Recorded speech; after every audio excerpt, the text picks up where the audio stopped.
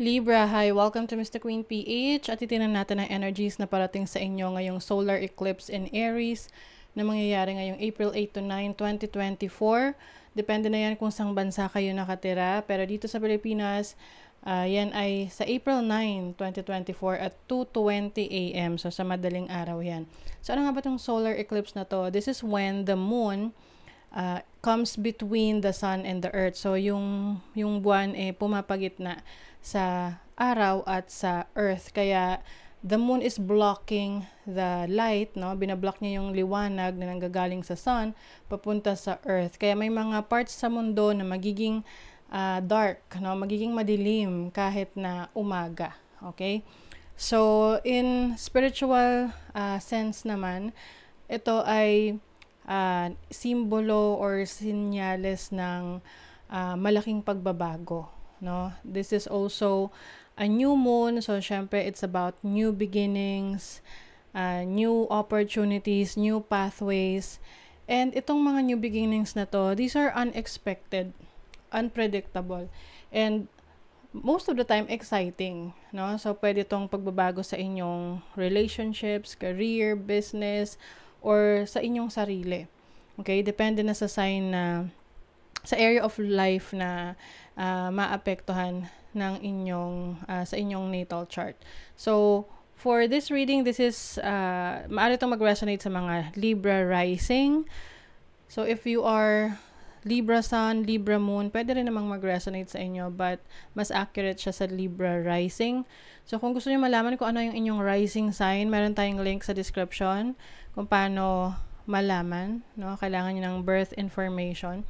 And then pag nakuha niyo na kung ano yung inyong rising sign, panoorin niyo yon, hanapin niyo dito sa channel kung alin yung rising sign ninyo para mas accurate. So for Libra rising, itong eclipse, itong solar eclipse ay mangyayari sa inyong 7th house of relationship. So major changes to in your life pagdating sa romantic connection, business partnership.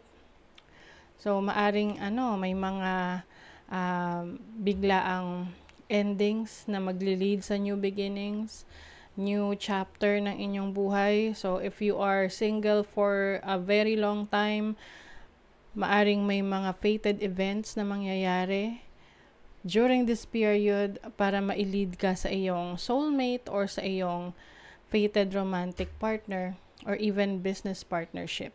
And mga connections din to, no?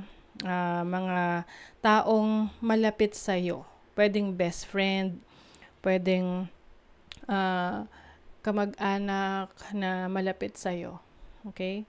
So this is about partnerships and relationships. So the sun, the moon, and Chiron is also here. Chiron is about healing. So yung iba sa inyo, you are healing from your past and you are letting go of whatever no longer serves your highest good.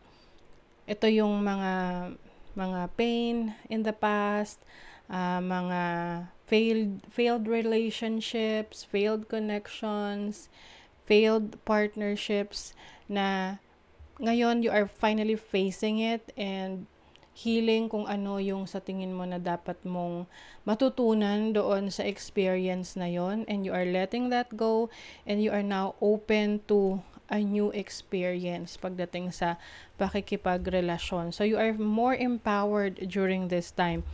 And Venus is also here. So Venus is the planet of love, beauty, money, luxury. Some of you maaring mas magfo-focus sa inyong sarili, self-love, self-care, na magiging dahilan para mas maka-attract kayo ng romantic partner anytime soon. And this can also mean business partnership because Venus also rules money and abundance, wealth. Ayan. Some of you mas magiging interesado sa kung negosyo, mahilig kayo sa negosyo, pwedeng maging interested kayo sa businesses related sa sa health and wellness. Pinagsama yung wealth at health. So health and wellness equals wealth. 'Di ba? Equals kayamanan. So you will also make some changes sa sarili mo, no, para mas maging attractive ka. So pwedeng sa physical appearance mo or the way you carry yourself, mas magiging parang you are going to groom yourself, mas magiging presentable ka, mas magiging conscious ka sa pananamit mo, the way you look, ganon. And this is going to bring you attention. So, maaring merong mga admiration from others na maaring mag-lead sa isang committed relationship. So, North Node is also here. North Node is about your destiny. So, for some of you, lalo na kung matagal na kayong walang relationship or never been in a relationship, itong solar eclipse might lead you to the person that you've been looking for. Like, iyong soulmate, yung iyong destiny, no? Person that is fated to be in your life. So, with Mercury in retrograde here, merong catch, okay? So, may mga pagkakataon na pwedeng bumalik yung person from the past na nagkaroon ka ng failed relationship.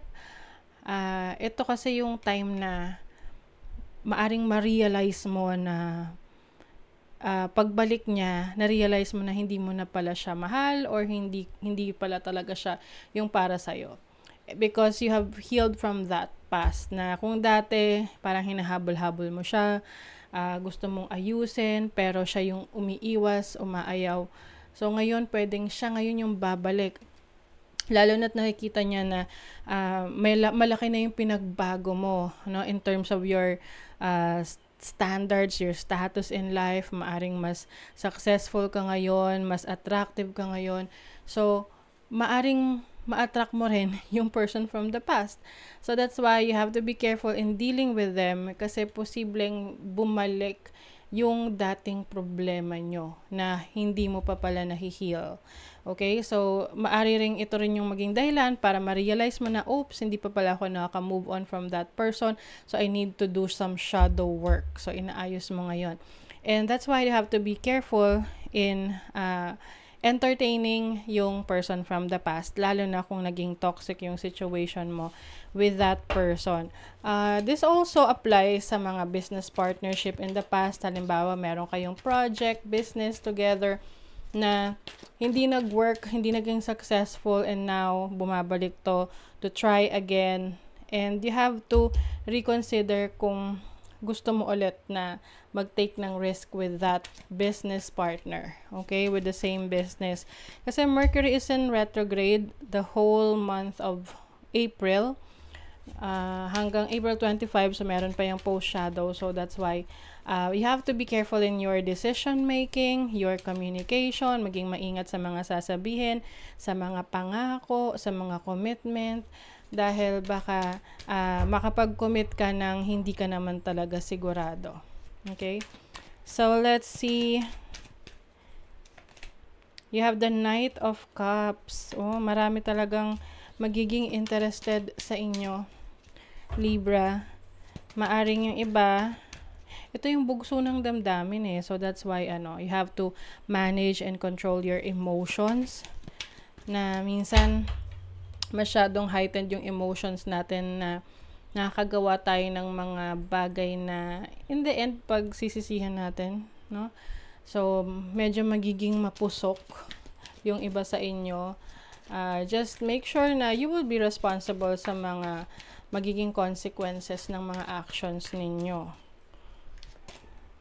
You have the Six of Coins. So, pagdating sa pera, no, yung needs mo, mga pangangailangan mo, it will be provided para sa'yo. Someone is also going to be very interested in you, na tipong pati sa social media, marami sa'yong magme-message, kukumustahin ka, gustong maging very close to you. So, be careful na lang sa mga makakasalamuha mo, lalo na sa internet, na hindi mo naman talaga pakilala. Okay, so let's see what else for Libra. You have Suwilu. Suwilu is about illumination. So, this makes sense kasi this symbolizes the sun, liwanag, no? Meron tayong solar eclipse. This is about clarity, energy. So, you have so much energy during this time. Mayroong merong happiness, no? So for some of you, this can be a happy relationship with someone. You feel overjoyed with this connection. Um, and then you also have Lagus. So this is about your emotion. Like what I mentioned kanina, wag masyadong magpapadala sa emosyon nyo. You manage your emotions para meron kayong at least may control kayo, no? Na hindi kayo gagawa ng mga bagay na pagsisisihan nyo in the end. So, yeah, and I also see you na mas magiging sensitive sa nararamdaman ninyo, and this will lead you to healing your emotions as well. Okay? So, that is your reading, Libra. Thank you so much. Bye.